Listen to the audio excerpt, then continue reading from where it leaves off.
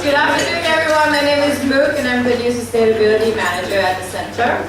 And this is the first time I'm speaking, so forgive me for mistakes.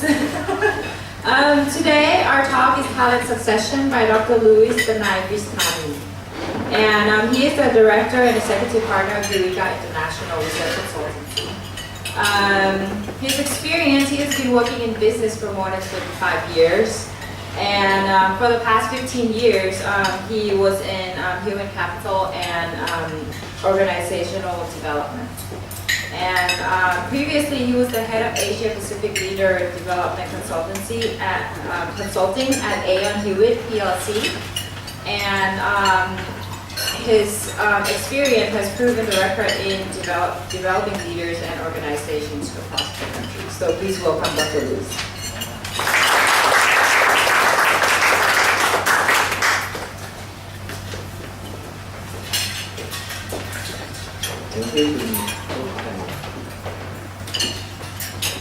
Good afternoon, everyone. Good afternoon. It's now 12:30. Hope you enjoy lunch and can still have your lunch while I share some probing thoughts about talent succession. Okay.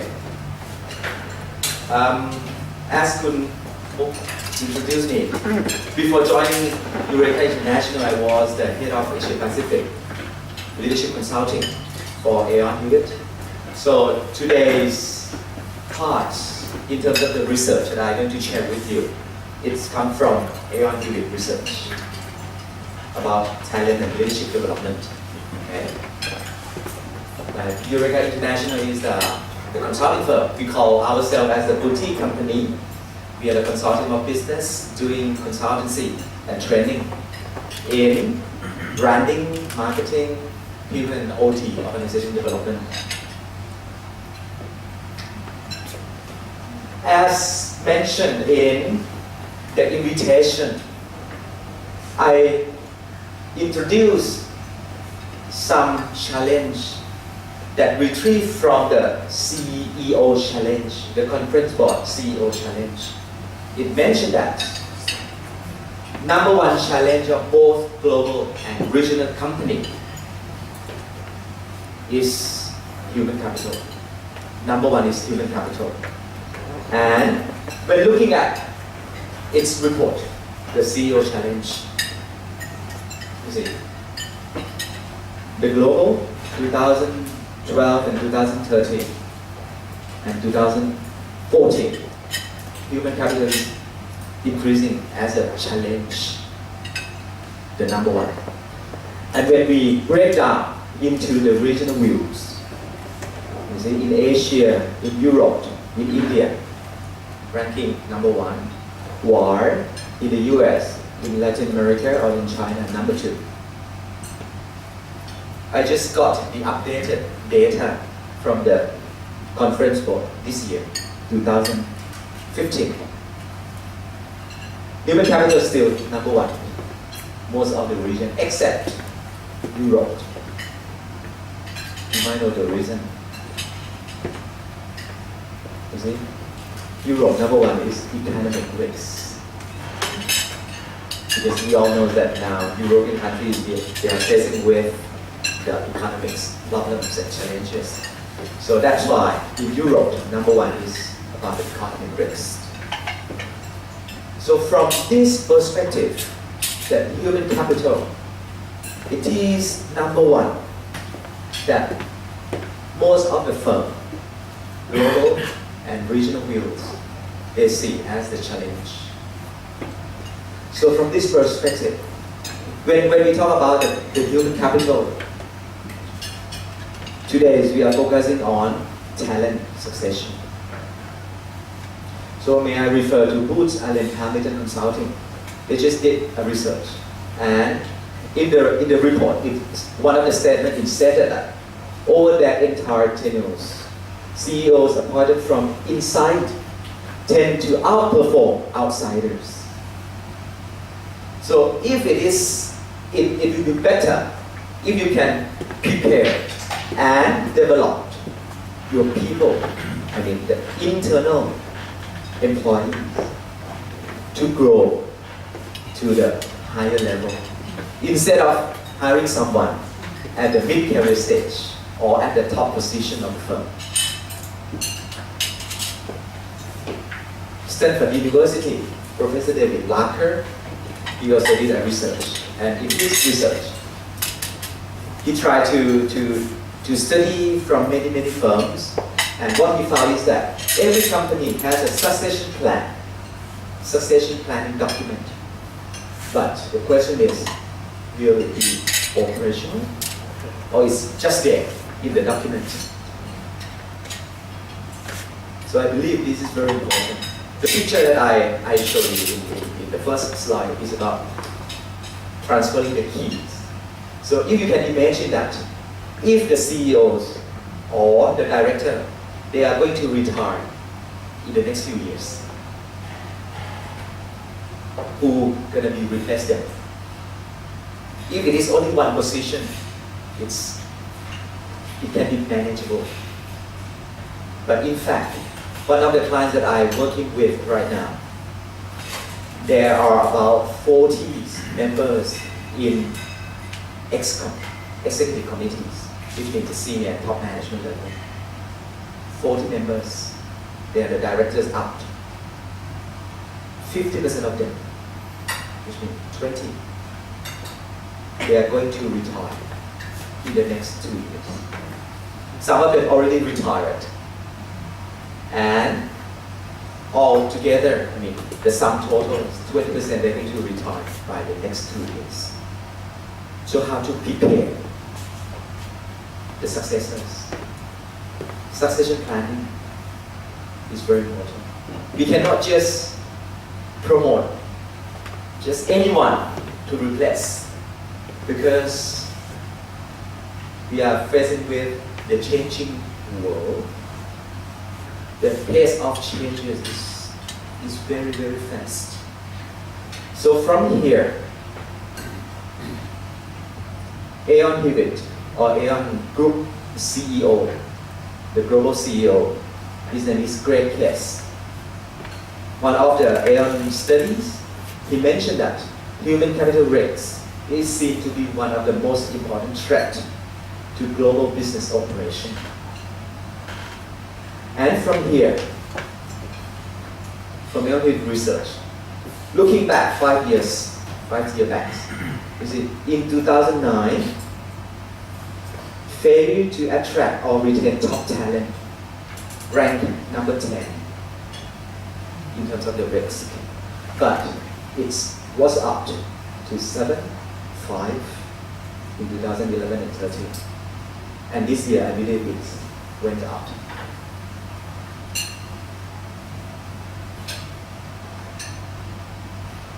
Attracting and retaining top talent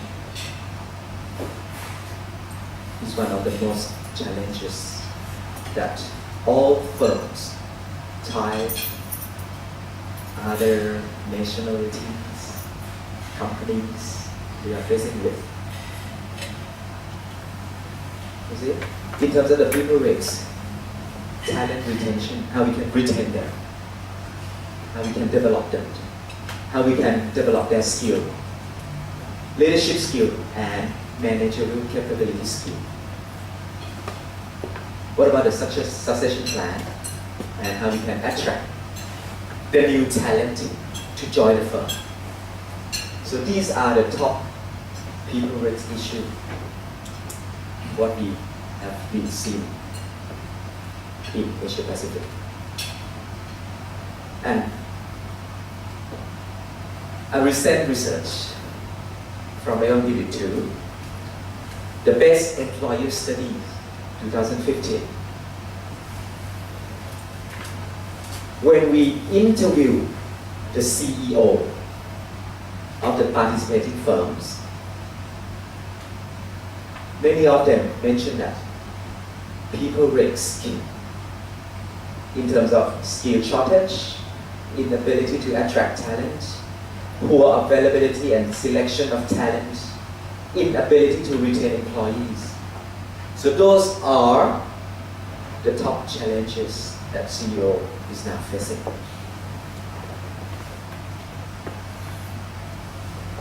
So,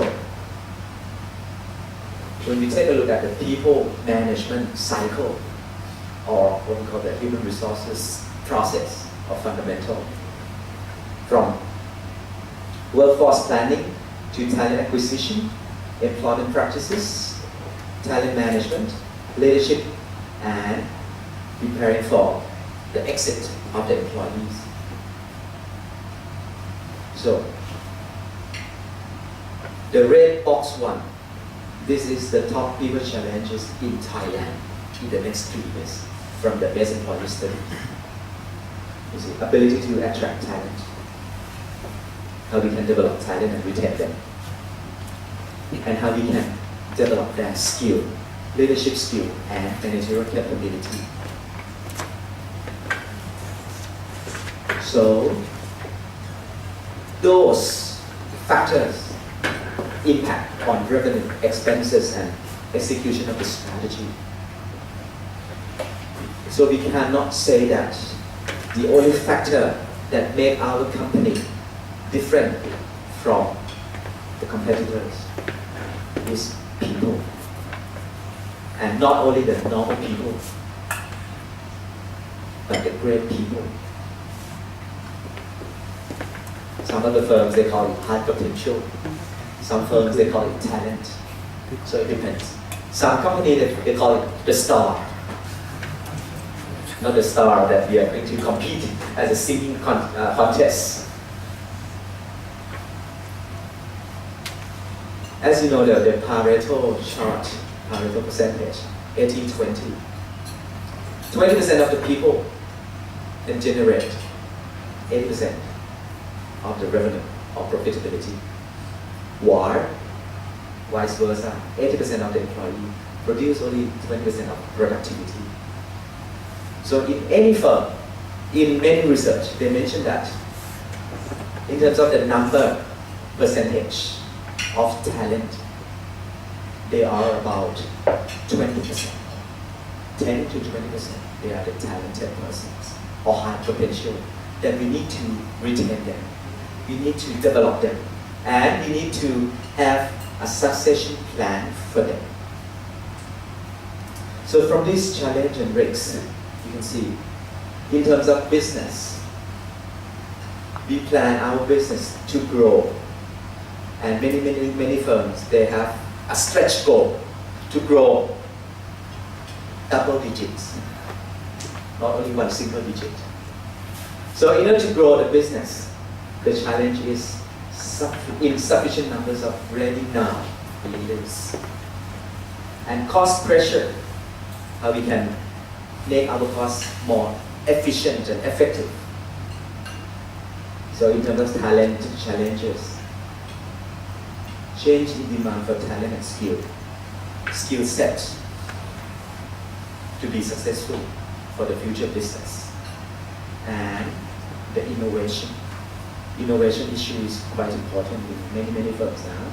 So the pace of talent development does not match with the speed of growth initiatives. So I present you the risks and the challenges. Now, you can see what the company must get right. What are the fundamental factors that the firm, maybe the local companies or the global firm, they need to refocus what we call the seamless execution. The first one is about the leadership strategy. Right now, do you have your DNA of your future leader? So how they will look like. So what are the skill sets or the knowledge that you like your future leader behave, know, or practice?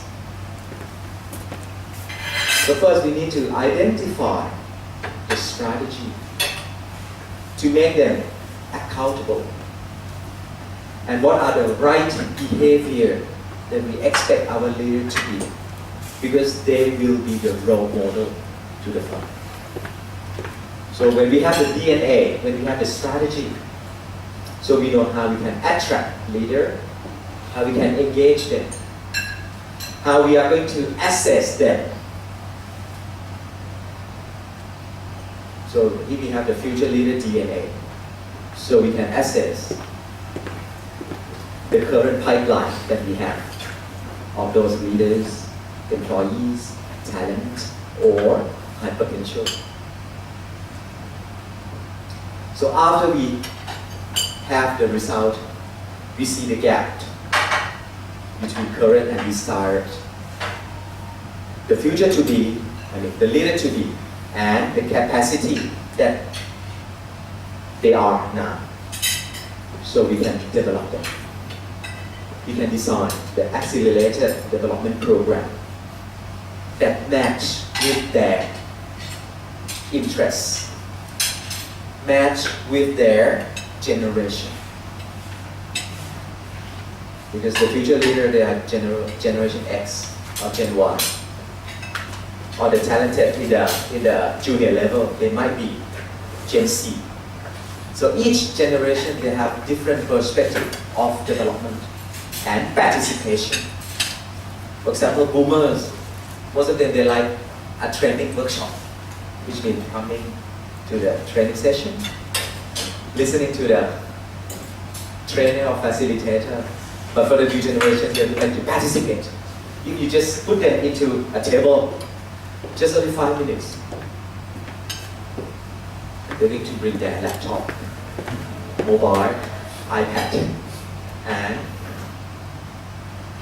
have their own world. They are not with the facilitator or trainer.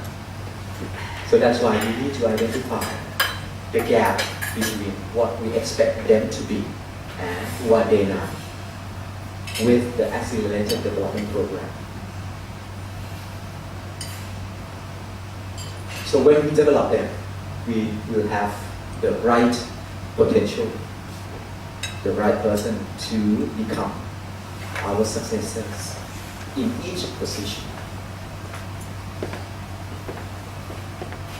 So we have the talent pipeline and how we can evaluate their performance. We need to have the right matrix to measure them, because performance management system is very important. You need to put it right. So these are the process, what we call the seamless execution as a fundamental to bridge the challenge, to have the opportunities. From a recent research of Eureka, top companies for leaders, they identified that the DNA of the leader, the top companies for leaders, there are about 5 different DNAs. At present, we are facing with today's volatile, uncertain, complex, and ambiguous. In short, we call it VUCA. This is the new word that becoming acceptable in any firms. So when we face with VUCA, what we can do to manage those VUCA? Assessing leaders, create self-awareness of our leader, how we can make them more flexible, resilient, to stretch them out of their comfort zone, how we can make them as an engaging leader, and to build sustainability as the group that we are now. Net impact, sustainability. So the first one, you see, assessing or assessment. So we have the DNA, the strategy, how we know that they are ready now or they are ready in the next few years. We need to assess. assess their leadership competencies, assess their core belief or core values, assess their self-perception, or in other words, their personality. So you see, assessment can help a lot. And right now, most of the firms, especially the global company, they set up their own assessment center. What is the assessment center? Assessment center is a program that is designed with many activities that align with the DNA of the future leader that you plan to have. For example, maybe the case study to analyze, the role play simulation, the priority management skill. So there are many activities in the assessment center, and they invite the people in the company who were identified as the high potential to assess. So from the assessment, you know the gap, who they are, and what are the person that they planned to be, comparing between DNA of the firm and their belief and their capacity right now. So from assessment, how we can make them have the self-awareness. So this is your profile. This is your competency level. So in order to become the next level leader, to become the successor of the next level position, so how you need to stretch yourself. So if the firm provide a lot of development program, but they are not aware of themselves, it's useless. So how we can make them aware who they are and what capacity they have right now. So there are a series of programs that ignite them to have the self-awareness. Knowing self, their strengths and their blind spots. And also knowing how to lead, influence, motivate, inspire, and impact others. Because as a leader, it's not a person who just do their tasks, but as a leader, you are going to lead the people, lead the business, and lead the organization. So how we are going to stretch them from outside of their comfort zone. You need to stretch them. We need to coach them and help them grow. So that's why executive coaching or life coaching is now quite popular, not only in Thailand, but throughout the world. So you might notice that many people, they now call themselves as coach. Because coaching skill is very important to help people to grow, not only training, but coaching. How to become the engaging leader.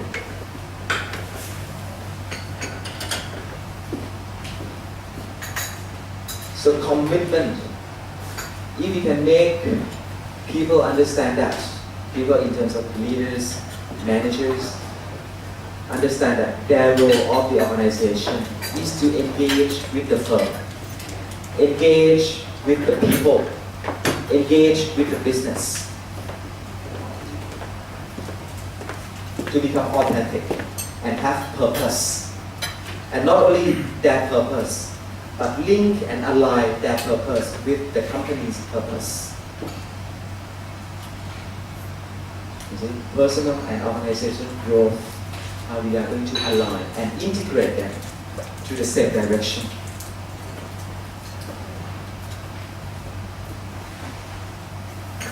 from my past experience, one of the case studies I can share. I interviewed the successor of the CEO. There are 3 of them. One said that my personal growth, I have no plan because I'm very happy as number 2 in the firm. I have no passion to become the CEO in the future. So if you promote me to the number 1 of the firm, I'm going to resign because I'm not happy. I don't want to be number 1. Right? So career conversation with the successor is very important. But the same case, the other candidate, when I interviewed him, he said that my career goal is to become a CEO. If I can't be CEO at this company, I will also leave the firm and apply for a CEO job at other firms. So how we can align and integrate personal and organizational growth together. So that's very important. So when we talk about the talent succession plan, it's not about the company's plan, but it's also an individual plan that need to integrate and align. So the culture, accountability, and future orientation are very important. And lastly, all firms, they expect to grow from a good company to a great company. So when we are going to move it forward, challenge, how we can cope with challenge, how we can create our opportunities, and how we can build the future leader in the pipeline to become the successors of each level, of each position. So in conclusion, so I like to summarize that human capital, especially talent succession, ranked number 1 of most of the firms, not only in Thailand, but in the global perspective. So from human capital, talent succession issue, so how we can manage and how we can fix. So the company need to think of the DNA of the future leader that the company expect. We need to decide first, put it as a strategy, and then assess the current pipeline in order to understand the gap between as is and to be in the future. So when we have the gap, we understand the gap. We can bridge the gap by designing development program that match with the level, match with the competencies, match with the generation.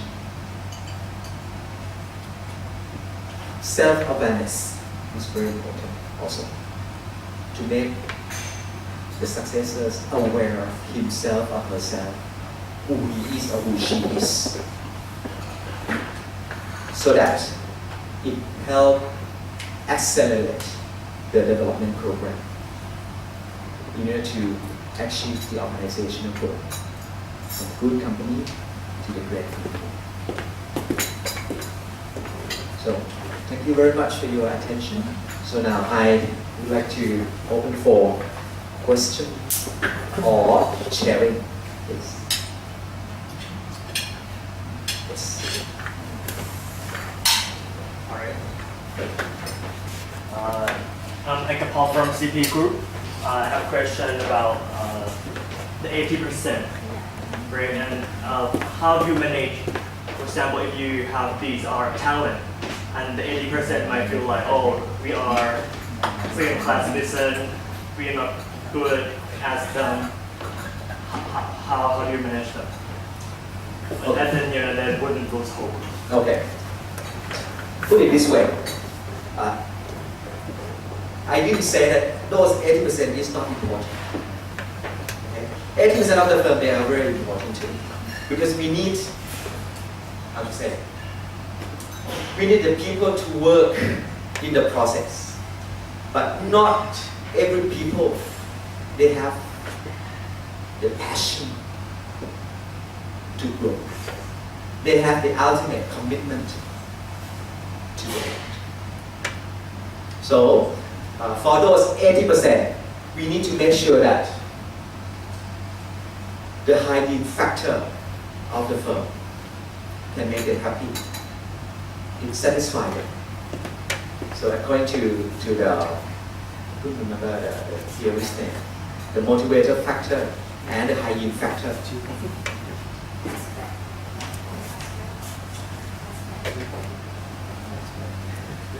I think so someone, okay. So they said that there are two factors that we need to manage people. Hygiene factor. What is the hygiene factors? The work environment, the safety, rewards, recognition. So those are the hygiene factors that all employees, not the talented one, need, but in general they need. So we need to make sure that they are happy with the hygiene factor. So, John Silva from PNSG Asia. So yeah, I want to expand on his question because I'm not sure you're getting to the heart of that.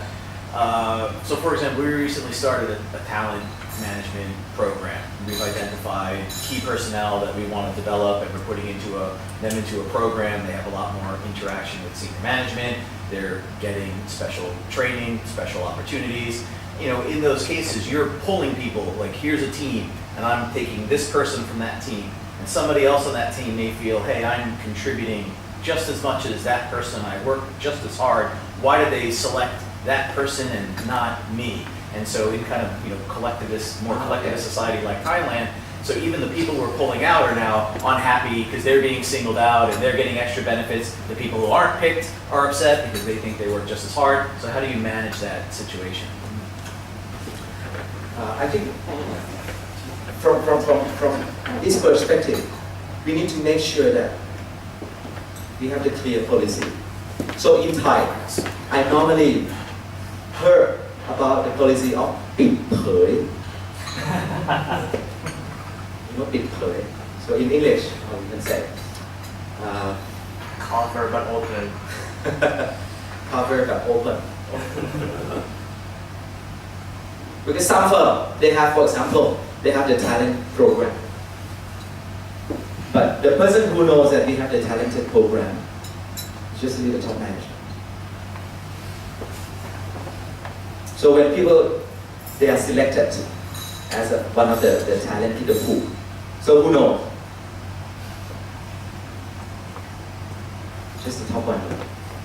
Even himself or herself, they heard from someone that, you were selected as a talented person of the firm. And it spread out of rumors. And sometimes it's a bad news, not a good news. So I think this is what Thailand we are facing with. Because of the culture, sometimes we need to be careful with this policy. So my suggestion is looking at your organizational culture, whether the culture is closed or open. If it is open, there is no problem to have this kind of program to be announced to let our people understand. By open, are you meaning transparency? Sorry? By open, are you meaning transparency? Yes, transparency is the other one. So does that mean that transparency is easy word to say? That's how to setting up in a company. It means that clear objective or mission statement for respective employee from top to down has to be clear. And this is very important. Yes, but not only that part, but the structure part is also important. The structure, I mean, you need to be transparency, the transparent. For example, how we are going to select the people in the talent pool. So if just a few person talk among that group and identify hey, this one, that one, and those one, So this is not challenge. But if you set up a committee members and announce that, hey, this is the what we call the talent committee members, to identify people to join the pool and to lead the pool. So we announce to the whole organization structure to understand. But the final approval may be the top management. Yeah. This is one of the critical issue that we need to consider.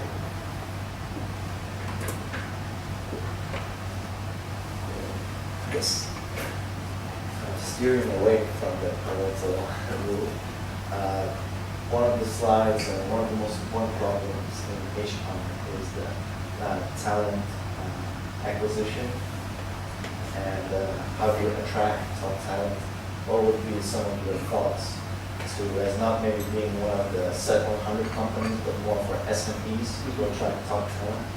I was hoping to hear some of your thoughts on that. So, from my experience in consulting firm, what I learned about this issue is most of the firm, they have the customer brand. For example, the brand that we try to establish to our direct customers. For example, when we talk about P&G,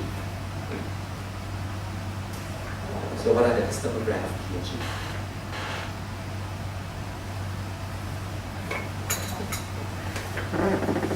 Anyone use P&G products? Pantene, maybe Pantene. Maybe Pantene, okay. What kind of Pantene you use every day? Shampoo, conditioner. When we talk about shampoo, how many types of shampoo P&G have in the shelf? Huge series of shampoo. You don't ever know that's P&G. Yeah. Yeah. But for the clients who use the Pantene, they know that, hey, this is the right one for him, for her, because of the problem that they are facing right now with their hairs. So P&G try to tell the customer that they understand them deeply inside. Right? Come back to your question. What about the leadership brand of the firm?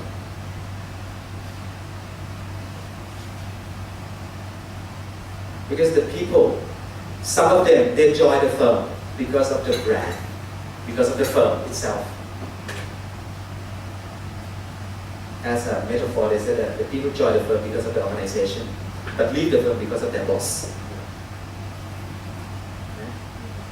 So when we talk about the leadership brand, do you have leadership brand of your SME type conglomerates, local companies, or global firm? Many research at Aeon Hewitt, we found 5 years back that most of the successful company, they not only have the customer brand, but they have the leadership brand. For example, when we talk about 3M, we know that 3M, every year they try to release the new product, and that product is very innovative.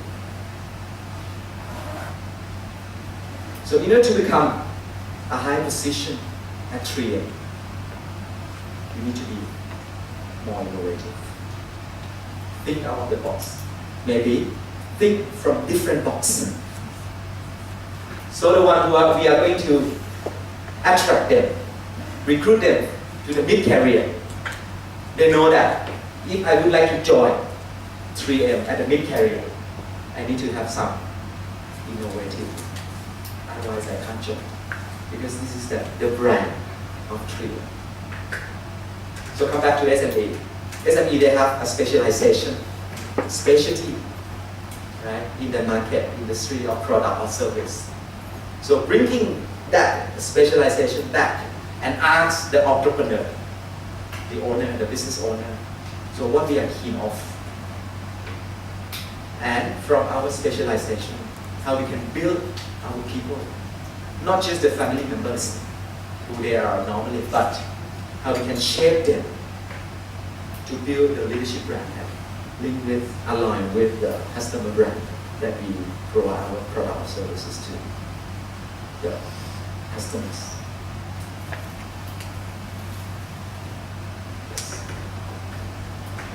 My name is Kristhanin. I come from golf energy company.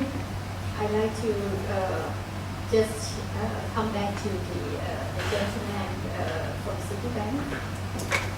From CP. Oh, sorry. With the C, yeah. From my experience, and this is just my opinion, my own opinion. I think that the issues of people of 80%, how can they accept that the company treat the 20% differently? I think that we need to prove that those 20% they earned to be talented is not given. Many companies, although they have maybe good practice of selection, development, but I think one thing that they may miss is once they got that talent, they treat them like all the privileges and also the work. I think that if the company assign those people difficult work and let the work speak, the output of those 20% speak for itself. And then the 80% will see that those people, although they get privilege, but they deserve to get it. So they would know themselves that they cannot do like that, those 20% people, so they accept. I think that in conclusion, the company needs to prove that these people are deserved and give them assignments and don't over nurturing them. So to add on to the comments, when we talk about the talent, high potential, so most of the firm, what they are look at, they are look at their performance, right? Who can commit yourself and provide or work at your peak performance. But when we look back at the word talent, to be the engaging leader or to become the role model of the firm, it's not only the performance that we need to look at, but it's about the behavior. So many firms, they forgot to put the core values, organizational culture as a factor, an important factor to identify the talent. So what they just look at the performance, whether they are the A grade personnel or not. Yeah, and sometimes too is it's like an employee having a performance is pushed to move on the top by the management, top management. But sometimes, I mean, the guy his wish is not to go on the top, you know. He just want to have a balanced life. Yeah. Even so, he's still very performant, you know. And I think that the people you push, you know, on this top 20% compared to this 80% people, it's not only a problem of performance. It's this 20, because I think that the 80% of the people creating the productivity of the company is they are working on the daily basis task of the company. Actually, they are making the productivity of the core, I would say, not the money coming, you know. Yeah. But the top 20, they are preparing the future, the tomorrow of the company, and they are devoted to the company. I mean, they spend probably more time in their company than in family. So there's two types of deep personality also, I think, besides the performance.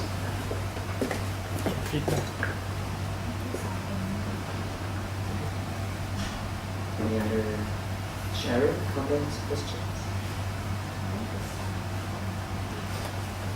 Okay. Thank you very much for your participation and attention. Thank you. So enjoy your fruits.